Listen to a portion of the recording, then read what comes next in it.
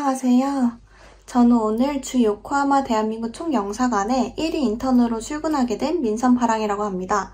오늘의 미션은 바로 한인 친선 명예대사인 자코를 세상에 널리 알려라 인데요. 그럼 저와 함께 김옥재 총영사님의 인터뷰를 보러 가보실까요?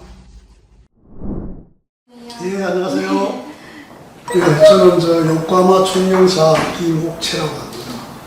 이전에는 주 후쿠오카 총영사를 했었고, 또 그전에는 도쿄 대사관에서 참사관, 공사 등으로 수년간 근무를 한 적이 있습니다.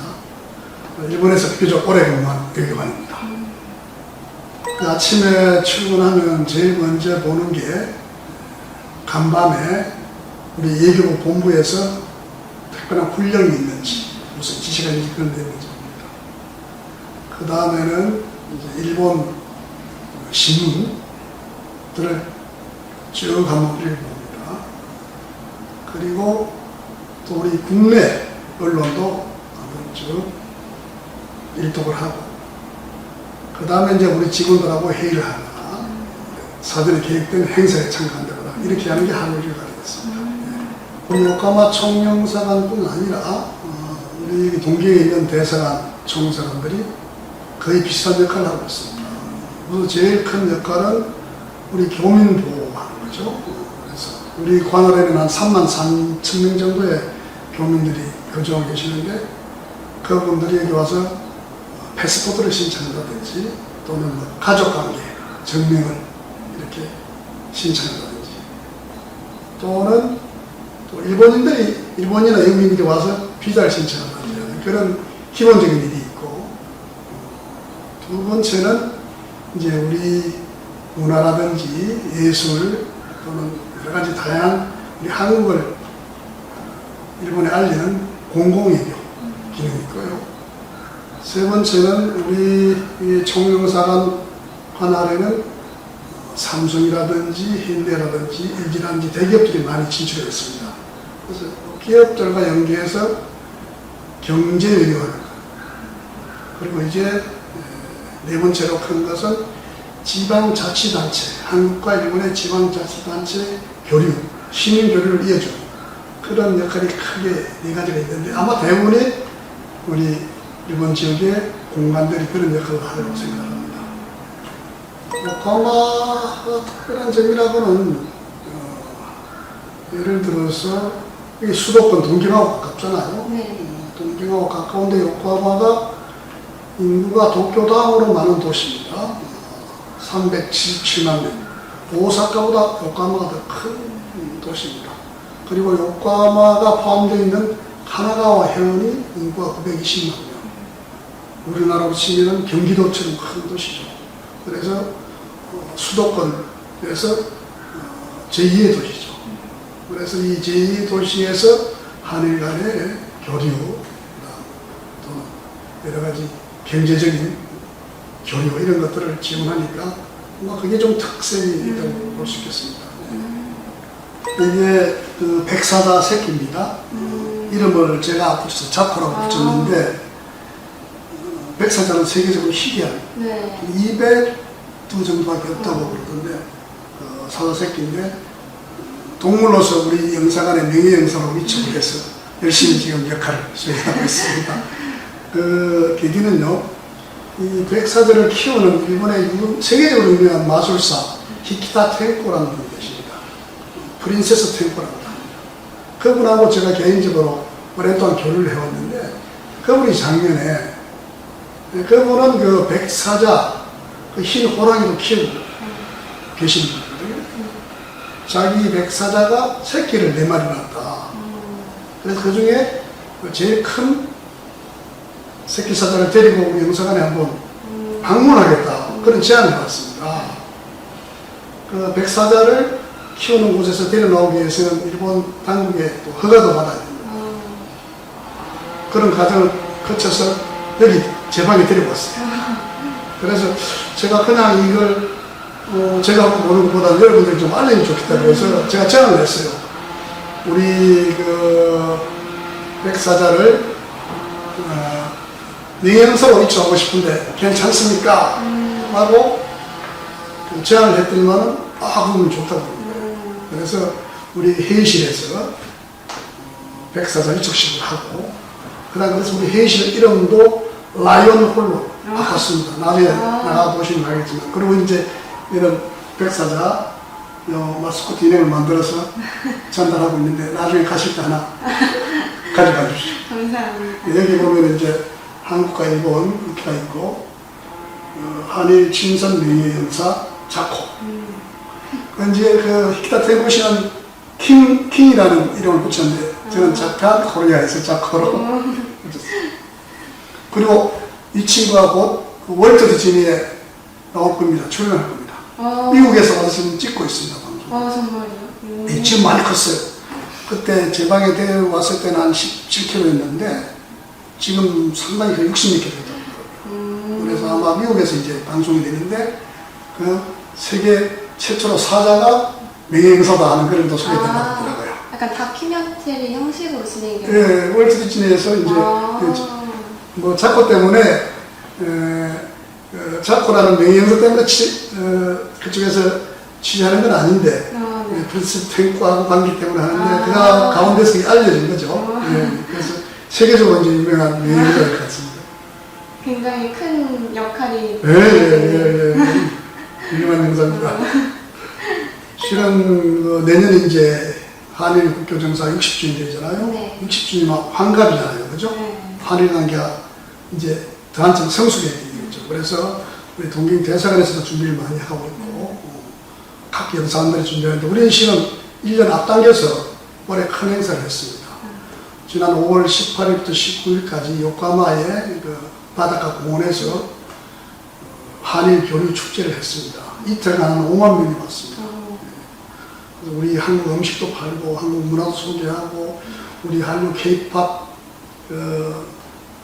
가수들 그 다음에 충청남도의 K-팝 고등학생들이 와서 또 그 군무도 보여주고 해서 굉장히 인기가 있었는데 올해 저희들이 땡겨서 했지만 내년에도 여러 가지 그런 문화 교류 행사를 좀 준비를 하고 있습니다. 내년에 초청하겠습니다. 감사합니다. 저도 한 K-팝 댄스를 굉장히 좋아해서 추천해 주시면 제가 춤도 그렇습니까? 굉장히 중요한 포인트를 말씀하셨는데 우리가 한국과 일본 양국민이 서로 특히 젊은 세대들이 상대방을 편견 없이 있는 그대로 보존해야 됩니다. 편견 없이 보면은 우리 또 한국 사람들은 일본 애니메이션 같은 거 좋아하잖아요. 그죠? 또 일본 사람들도 우리 한국의 K-팝이라든지 우리 한국 음식 좋아하잖아요. 이게 정치적으로 한일 관계가 나빠지면은 자기도 모르게 정치적으로 휩쓸려서 그런 교류도 이렇게 끊기고 하는 편견 없이 정치는 정치고 우리 시민들 간의 교류 그걸 풀뿌리 교류라고 그러잖아요. 우리 젊은 청소년들 교류, 스포츠 교류, 문화 교류 이런 것들은 편견 없이 상대방의 좋은 점을 봐주고 서로 배울 점 있으면 배우고 이런 것으로 같이 더욱더 윈윈하는 거죠. 그런 차원에서 한일 관계가 지금 2023년부터 정상화돼서 양국 간의 교류가 거의 1000만 명이 양국을 오가고 있잖아요. 그게 서로를 있는 그대로 우리가 평가하자. 어떤 역사의식이라든지 그런 걸로 지우쳐서 평가하다 보면은 자기가 좋아하는 것도 즐길 수 없게 된다. 그렇게 생각합니다. 그래서 특히 우리 젊은 분들은 상대방을 볼 때 정말 아주 객관적이고 공정하고 편견 없는 시각에서 봐야 되겠다. 저는 그렇게 그게 가장 중요한 생각입니다. 처음부터 의료관을 좀 힘한 건 아니고요. 87년부터 88년까지 1년간 일본어 공부를 할 기회가 있습니다. 한국에서. 그리고 1년 공부를 하고 2달간 일본에 어학연수로 왔습니다. 그래서 그때 본 일본 1988년이니까 한국과 일본의 격차가 경제적인 격차가 좀 있었답니다. 그때 일본 사회를 2달 동안 본 느낌이 굉장히 충격을 받았죠. 그래서 일본으로부터 우리가 여러 가지 교훈으로 삼을 게 많겠구나 생각해서 외교관이 될 생각을 했고 그게 어떻게 운이 좋아서 외교관이 돼서 1993년에 우리 동경에 있는 대사관에 2등석으로 근무를 하게 된 게 일본과의 매력이 됩니다. 특히 조금 전에 저 설명드린 5월 18일, 19일 요코하마에서 개최된 한일 교류 축제는 사실상 스가 전 일본 총리, 그 다음에 카나가와현 크로이와 지사, 그 다음에 야마나카 요코하마 시장, 한국에서는 한일 의원연맹의 간부님들이 다 그게 참여해 주셨어요. 그래서 요코하마시에서 개최되는 행사에서 이렇게 많은 분들이 참가하는 행사는 그렇게 많지 않다고 생각합니다. 그것도 한국 행사입니다. 그죠? 일본 주최 행사가 아니고. 그래서 많은 분들이 와주셨고, 많은 또 시민들이, 우리 교포들을 포함해서 이거 많은 시민들이 와서 즐겨줬는데, 그 행사 다들 고생해서 준비했지만 가장 보람됐고요. 그 외에도 또 우리 그 시조과 같은 경우는 우리 과거에 조선통신사가 시조과에 와서 머물렀던 곳이 있습니다. 세입견지라는 절인데요. 거기서 옛날에 조선통신사들이 머물렀던 호텔에서 그 행사를 재해날 그런데 제가 이제 조선통신사의 정사 오늘로 치면 이제 대표로 옛날에 복장을 하고 참가했던 거예요. 그리고 여기서 백세가 되신 분이 일본 차도의 우라센케라는 유명한 차도 혹시 들어보셨어요? 아니요. 네, 우라센케라고 하는 토요토미 히데요시를 보좌했던 오차의 명인이 있습니다. 오차만 끓여드린 게 아니고 토요토미 히데요시에게 여러 가지 그 간언을 했던 어드바이저죠. 그런데 그거는 토요토미 히데요시가 조선을 침략할 때 반대를 했던 겁니다. 조선은 문화의 나라이라 침략하면 안 됩니다 했는데 계속 반대하니까 할복 자살을 보내겠습니다. 그래서 할복하신 분의 자손이 지금 그대로 이제 우라센케라는 일본의 전통 차법을 고수하고 있는데 그분이 지금 100세예요. 100세. 교토에 사시는 분이에요. 그 100세가 되시는 분이 거기까지 오셔가지고 저희 몇 사람에게 직접 일본 전통 차법에 의해서 차를 만들어서 조석을 제가 대접을 받았는데 그런 장면은 굉장히 인상이 남습니다. 듣는 저로서도 굉장히 인상이 깊어지는 순간인데요. 외교관을 꿈꾸시는 분들이 우선은 자기가 근무하고 싶은 나라의 언어를 잘하는 게 기본 요소죠. 그죠? 영어를 포함해서 일본에 근무하면서 일본어 모르면 안 되잖아요. 가능하면 중동 근무하시는 분들은 또 아랍어 됐으면 더욱 좋잖아요. 현지를 하는 게 밀접한 게 일어날 수 있으니까. 그게 기본이죠. 그뿐 아니라 국제 정세에 관심을 많이 가져야 됩니다. 국가 간의 일을 하니까 법이라든지 조약이라든지 그런 것도 공부를 많이 해요. 그 다음에 제가 강조하고 싶은 역사입니다. 역사. 저 같은 경우는 이제 일본에서 오래 근무를 했기 때문에 일본의 고대사부터 근현대사까지 쭉 공부를 좀 하면서 그러기 위해서 우리 한국 역사 알아야 되겠죠. 그죠? 주변 국가, 중국이나 러시아, 미국, 주변 국가는 물론이고 그 주재국에 근무한 나라의 역사를 좀 깊이 공부를 해서 그 역사 공부를 통해서 서로 또 주재국 사람들하고 깊이 대화를 할 수 있습니다. 그래서 이 역사 공부는 굉장히 중요한 생각이기 때문에 제가 말씀드린 언어, 그다음에 국제정세에 대한 평소 관심을 가지고 뉴스를 많이 보고 그다음에 국제법, 그다음에 이제 역사 네 가지를 좀 여러분들에게 강조해드리고 싶습니다.